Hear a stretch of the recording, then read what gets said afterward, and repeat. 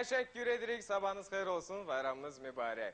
Bir də hörmətli tamaşaçılar, nəzər diqqətinizə çatdıraq ki, hazırda studiyamızın qonaqları Gəncə Musiqi Texnikumunun qədim musiqi alətləri ansamblıdır və ansamblın bədii rəhbəri Elman müəllim İsrafiloğludur və hazırda biz Elman müəllimi yola salacaq Yaşar müəllimin yanına. Bu da təsadüfi deyil, çünki hər həftənin cümə axşamı olduğu kimi bu səhərdə unudulmaz rubrikası efirdədir. Artıq çox sevdiyimiz Respublikanın xalq artisti Yaşar müəllim studiyamızdadır. Xoş gördük, sabahınız xeyir olsun bir də.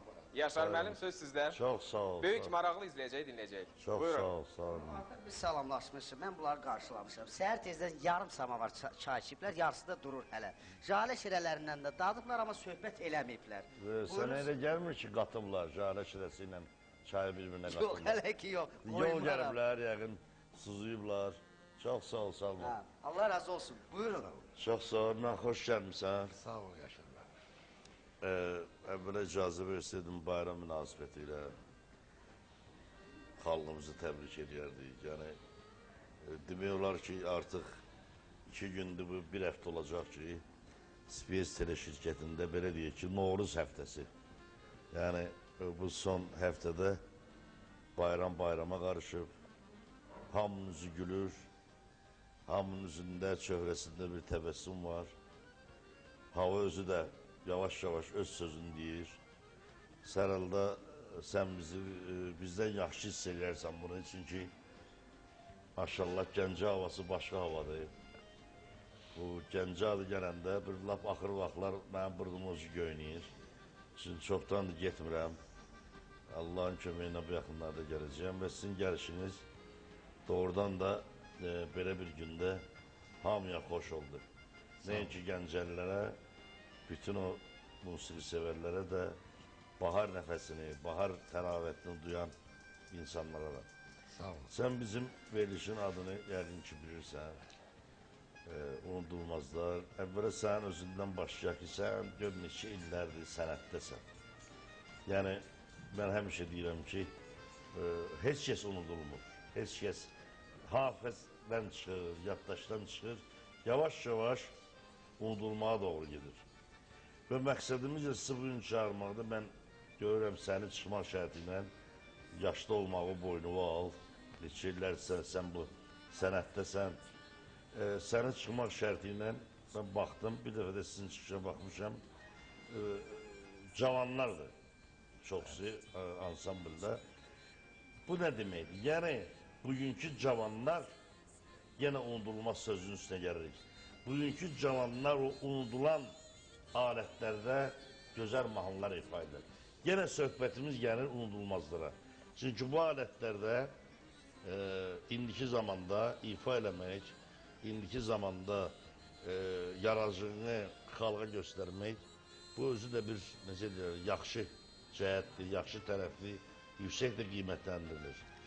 Yəni, bu demək olmaz ki, ilk dəfədir Respublikada. Yəni, mənim nəzərimdə ilk dəfə olub bu qədim alətlərdə İS ansamblı, sonra bizim hörmətli Məcnun müəllimimiz Kərimov, bəli, mən elə televiziyada izləyirəm onu, o təşkil edib və doğrudan da xalq tərəfindən, şəxsən mən xalqın bir nümayəndəsi, mənə ayrı cür bunun ləzzəti var, ayrı cür qulaqlarımda səsi var və ola bilsin ki, Respublikamızın başqa şəhərlərində də belə ansambllər var.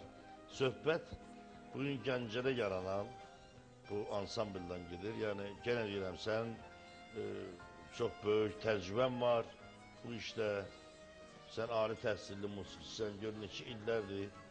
Və mən çox sevinirəm ki, Space Tele şirkəti sənin kimi sənətçini yada salıb. Qoy təkcə Gəncə tanımasın səni. Bakıda təhsil aldığın dostların tanımasın səni. Qoy təkcə durub oturduğun dostlar yox. Tüm Respublika tanısın ki, belə bir sənətçi olub, belə bir insan olub, belə bir kollektiv yaradıb. İlk öncə mən istəyərdim özün haqqında biraz məlumat verəsən. Öz sənətin haqqında. Neçə illərdir sən bu sənətdəsən? Mən sənə konservatoriya vaxtı görmüşəm. Dəyişmirsən, biraz evvel yoxdur. Kişi ilə başqa işçilə. Bəli. Deməli, 75-79 musiqi texnikumunda təhsil almışam. Bakıda. Gəncədə. 79-84-cü illərdə konservatoriyada təhsil almışam, Şəfqə xanım sinifində. rəhmətli Süleyman Ləskördə Dijarov müəllim oldu. Allah rəhmət etsin o kişiyə. Dirijorluq fakültəsinin xor dirijoru da o. Xalq sənətləri dijoru, bir də kamança fakültəsi. Kamança bu. Bəli. Özün də neçə illərdir kamança ifa edirsən? Bəli, 84-cü ildə Musiqi Texnikumunda müəllim işləyirəm. 84-cü ildə. Bəli. Nələr çəkib başın sənin bilinmir, yaşın sənin. Bəli. 84-cü ildən bu yana. Onda biz çox xeyirxah iş görmüşük.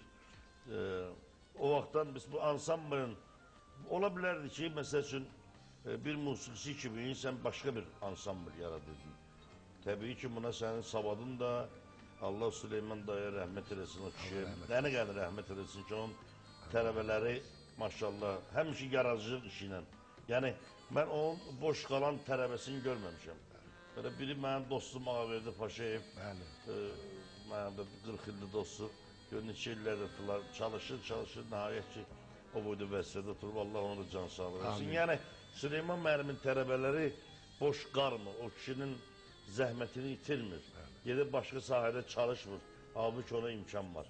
Və necə oldu ki birdən-birə belə bir folklor ansambl yaratmağı səni vadar elədi mənə. Nə vadar elədi? Öyle bir ansambl yaradardı onun. 2 dənə tar, 1 dənə kanon, 1 dənə kamança. Və bunu itmamə yetərdi iş. Yaşar müəllim, bu alətlərin ilk öncə səs tembri məni valeh eləyir. O alətlərin. Çox gözəl səs imkanları var. Gəncəmiz də günü-gündən gözəlləşir, abadlaşır, Bəli, bəli. yeniləşir. Bəli.